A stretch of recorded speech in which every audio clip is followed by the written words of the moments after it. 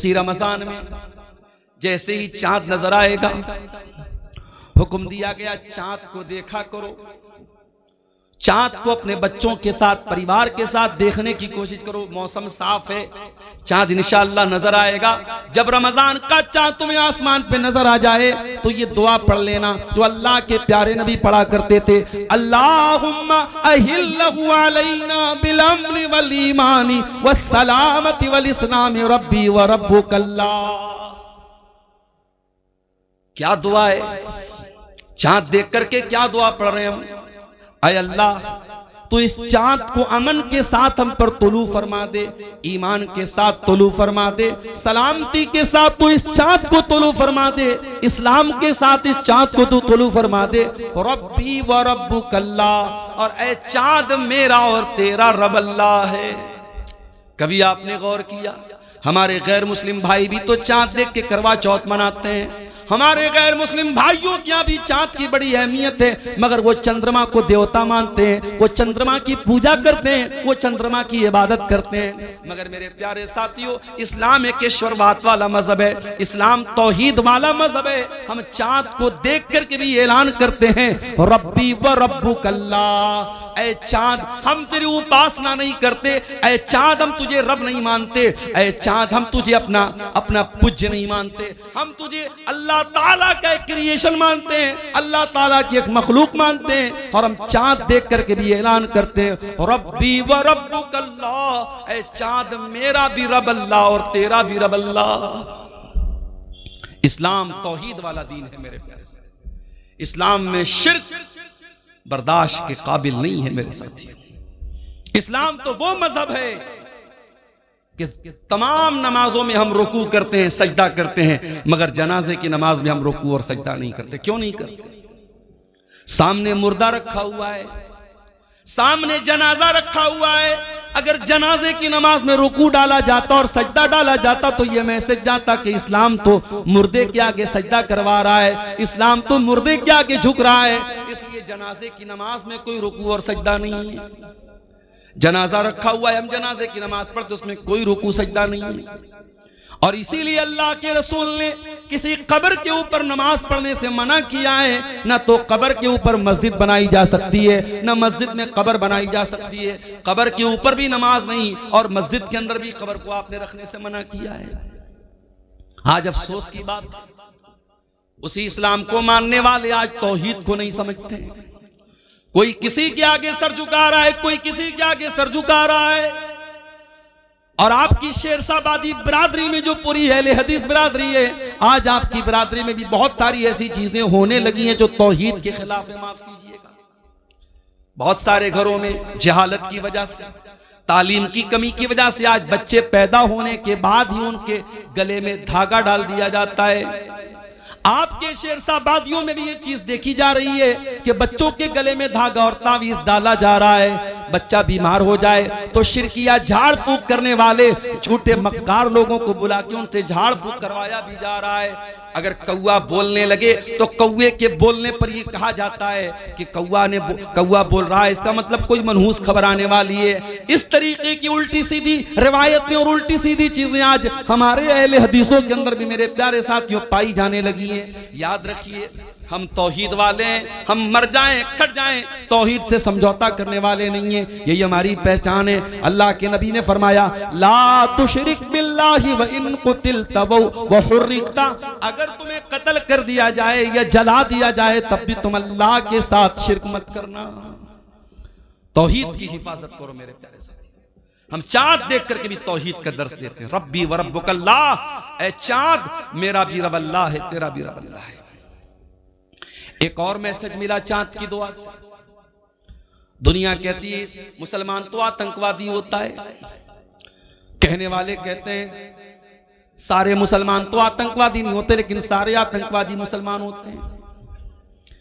कहने वाले इस्लाम को आतंकवाद के साथ जोड़ते ओ लोगों, इस्लाम आतंकवाद का धर्म कैसे हो सकता है? इस्लाम दहशतगर्दी का मजहब कैसे हो सकता है? इस्लाम तो चांद देख करके भी अमन और शांति की दुआ सिखा रहा है। हम चांद देख करके भी क्या दुआ कर रहे हैं? हम ये दुआ नहीं कर रहे हैं, हाय अल्लाह इस चांद को देखने के बाद तू सिर्फ हमको भलाई अता फरमा। हम कहते अल्लाहुम्मा अहिल्लहु अलैना बिल अम्न वल ईमान वस सलामत वल इस्लाम। आय अल्लाह ये चांद जो रमजान का नजर आने वाला है, आय अल्लाह सारे विश्व के लिए, सारी दुनिया के लिए अमन और शांति का चांद बना दे। अल्लाह इस महीने को तो शांति वाला बना दे, इसमें किसी का खून न बहे, इसमें किसी की जान न जाए, इसमें किसी का माल न लूटे। आय अल्लाह इसको अमन और शांति का और पीस का और आय अल्लाह दुनिया के लिए सलामती का महीना बना दे। जो मुसलमान चांद देख करके भी अमन और शांति की दुआएं करता है, वो मीडिया वालों तुम्हें शर्म नहीं आती? उस इस्लाम को तुम आतंकवाद के साथ जोड़ते हो, उस मुसलमान को तुम आतंकवाद के साथ जोड़ते हो।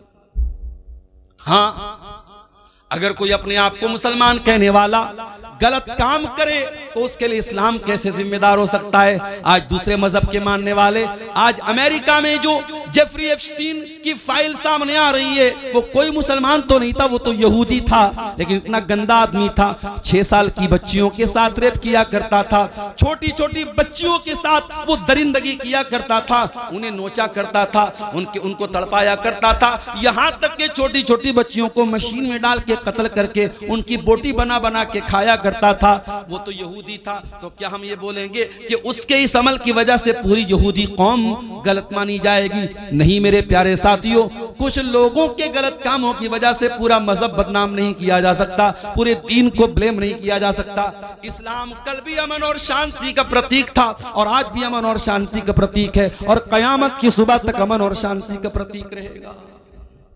हम तो चांद देख करके भी अमन और शांति की दुआ करते हैं।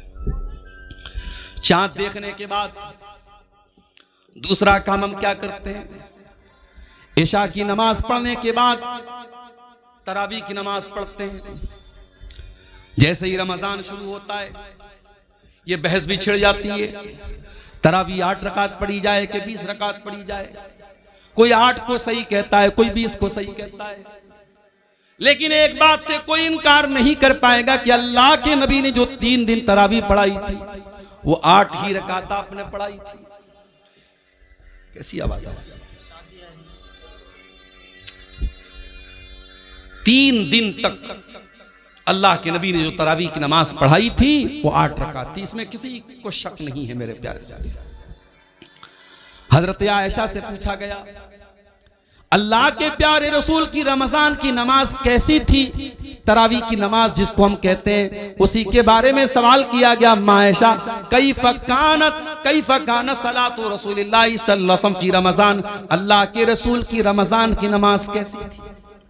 सवाल करने वाला तरावी के बारे में सवाल कर रहा है। अल्लाह के प्यारे नबी फरमाते हैं, मा कान यज़ीदु रसूलुल्लाह सल्लल्लाहु अलैहि वसल्लम अला 11 रकातन। अल्लाह के नबी 11 रकात से ज्यादा कभी नहीं पढ़ते थे। फी रमजान वला फी गैरिही, न तो रमजान में आप पढ़ते थे न गैर रमजान में पढ़ते थे।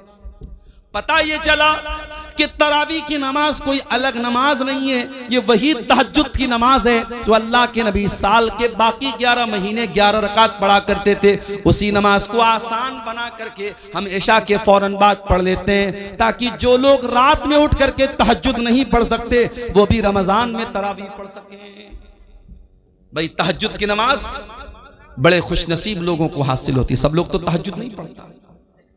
कुरान में अल्लाह ताला जब अपने मुत्तकी बंदों का जिक्र करता है तो उनकी पहचान बताता है, वो तहज्जुद पढ़ते हैं।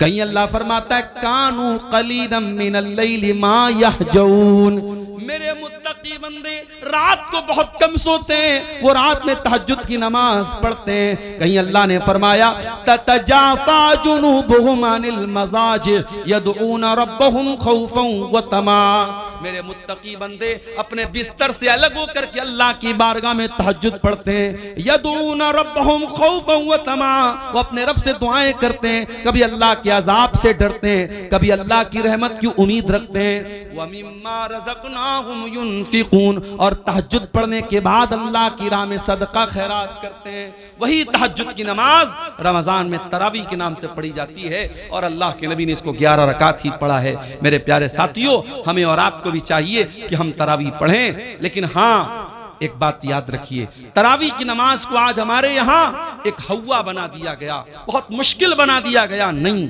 तरावी को आप बहुत मुश्किल मत बनाइए मेरे प्यारे साथियों। अगर हमारे नौजवानों का स्टेमिना बहुत कमजोर हो चुका है और वो बेचारे बहुत लंबी तरावी नहीं पढ़ पा रहे, तो ठीक है, आप हल्की ही तरावी पढ़ाइए। हल्की से मुराद ये है कि अगर एक पारा पूरा अगर इमाम पढ़ रहा है और एक पारे में सारे लोग शामिल हो सकते हैं तो एक पारा पढ़ाया जाए। अगर एक पारा भी लोग नहीं पढ़ पा रहे तो एक पारे से भी कम पढ़ा जा सकता है, लेकिन कोशिश ये कीजिए कि तरावी की नमाज पूरे महीने पढ़ी जाए।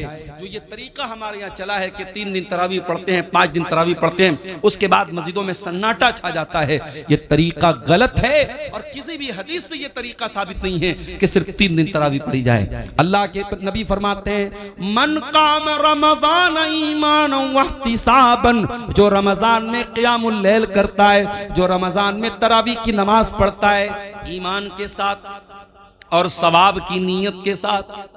ये 2 चीजें बहुत जरूरी हैं। तरावी की नमाज का मकसद दिखावा नहीं होना चाहिए, तरावी की नमाज का मकसद ये बताना नहीं होना चाहिए कि मैं बहुत बड़ा नेक इंसान हूं। तरावी का 2 मकसद होना चाहिए, ईमानन व इहतिसाबन, ईमान के साथ और सवाब की नीयत के साथ जो तरावी की नमाज पढ़ेगा, अल्लाह के नबी फरमाते हैं, गुफिर लहू मा तक़द्दम मिन ज़ंबिही, उसके पिछले तमाम के तमाम गुनाह माफ हो जाएंगे।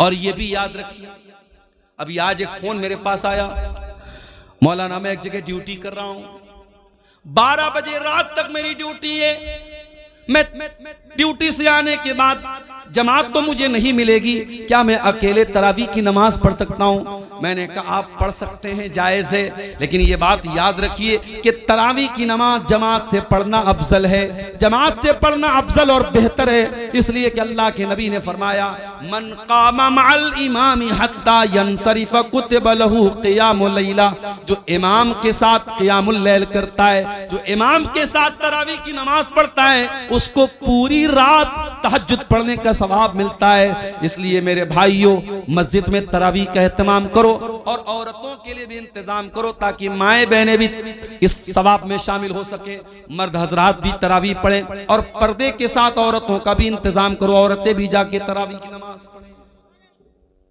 और आगे बढ़िए, तरावी आपने पढ़ ली, रात में सो गया, सुबह 4 बज गए, आपकी बीवी ने आपको उठाया, उठिए, आपने कहा अरे 4 बज रहा है तो मुझे क्यों उठा रही है? बीवी ने कहा शायद आप भूल गए आज पहला रोजा है, चलिए सहरी कर लीजिए। आप उठे, ब्रश किया आपने, मुंह धोया आपने, दस्तरखान पे बैठ के बीवी ने जो सहरी में बनाया था वो सहरी आप खाने लगे। 4 बजे सुबह आपने तो कभी नाश्ता नहीं किया था, आप तो सुबह 8-9 बजे नाश्ता करते थे, ये 4 बजे कौन सा नाश्ता हो रहा है? इसको सहरी बोलते हैं और ये सहरी बड़ी बरकत वाला खाना है। अल्लाह के नबी फरमाते हैं, तसहरू फइन्न फिस्सहूरी बरका, सहरी खाया करो, सहरी में बरकत है। सहरी के बगैर भी आप रोजा रखेंगे हो जाएगा, मगर सहरी खा के रोजा रखेंगे तो बदन में ताकत रहेगी। इसीलिए बहुत सारी जगहों पे सहरी में ताकत की चीजें खाते हैं। हमारे बनारस में वो मेवा वगैरह डाल करके उसमें मखाना भी होता है और बादाम भी होता है, काजू भी होता है, वो सब डाल के एक आइटम बनाते हैं, उसको हरीरा बोलते हैं, कहीं हरीरा बोलते हैं, कहीं तुर्री बोलते हैं, पता नहीं आपके सीमांचल में भी कुछ ऐसा बनता होगा। तो आप सहरी में इस तरीके की चीजें जब खा लेते हैं तो फिर पूरे दिन एक एनर्जी रहती है बदन में। अगर आप सहरी नहीं खाएंगे, मान लीजिए कोई सोया रह गया, रात में बेचारा वो इरादा करके सोया तो मैं सुबह सहरी करके रोजा रखूंगा, लेकिन नींद नहीं खुल पाई और फजर का टाइम हो गया और तब उसकी नींद खुली, तो रोजा वो रखेगा कि नहीं रखेगा? रोजा रखेगा, रोजा हो जाएगा, मगर जब बगैर कुछ खाए पिए रोजा रखेगा तो कमजोरी रहेगी। इसलिए सहरी जरूर करना चाहिए। हमने सुबह 4 बजे सहरी कर ली, 5 बजे फजर की अजान होने वाली है, हमने 10 मिनट में 15 मिनट में सहरी कर ली। अब हमारे पास 45 मिनट का टाइम अभी अजान तक बचा है। हमने सोचा बिस्तर पे चल के थोड़ा आराम कर लेते हैं। जैसे ही बिस्तर पे आराम करने गए नींद आ गई और फजर की नमाज हमारी बिस्तर पे चली गई। ये तरीका गलत है मेरे भाई, बिल्कुल गलत है ये तरीका।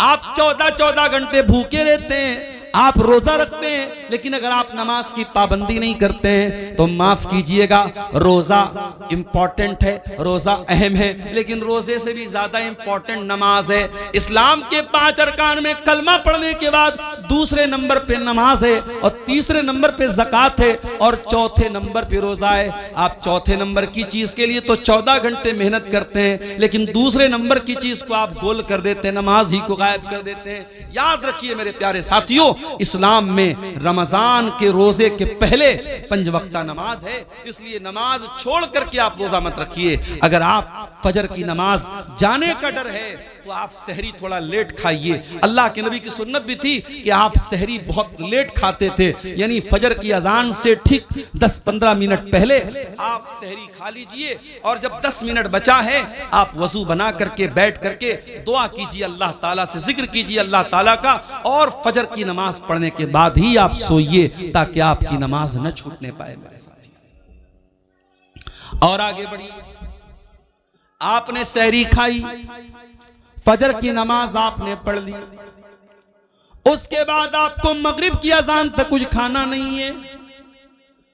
दोपहर का टाइम आया, जोहर की नमाज पढ़ने के लिए आप मस्जिद में आए, सुबह 5 बजे आपने पानी पिया था, आपका हलक बिल्कुल सूख करके कांटा हो चुका है। जोहर की नमाज के लिए आपने वजू बनाना स्टार्ट किया, आपने वजू में कुल्ली के लिए मुंह में पानी डाला, पानी आपके मुंह में गया। आप अगर चाहें तो पानी के 2-4 कतरे हलक के नीचे डाल के हलक को गीला कर लें, हलक को तर कर लें। हलक तो सूख करके कांटा हो गया है, 2-4 कतरे पानी के चले जाएं तो कौन देखने वाला है? न कोई कैमरा वहां लगा है, न बगल वाले को पता चलेगा, न इमाम साहब को पता चलेगा, न मौलवी साहब को पता चलेगा। लेकिन कोई ताकत है, कोई पावर है जो आपको ऐसा नहीं करने दे रहा है। आप प्यास के मारे, बुरा हाल है आपका हलक सूख करके कांटा बना हुआ है और पानी आपके मुंह में जा रहा है, मगर वो कौन सी ताकत है जो पानी को हलक के नीचे डालने नहीं देती है? पानी बाहर आ जाता है, पानी हलक के नीचे नहीं उतरता है। मेरे प्यारे साथियों, इसी का नाम तकवा है, इसी का नाम अल्लाह का डर है, और रमजान का महीना यही तकवा हमें सिखाता है। इसीलिए अल्लाह ने फरमाया, या अय्युहल्लज़ीना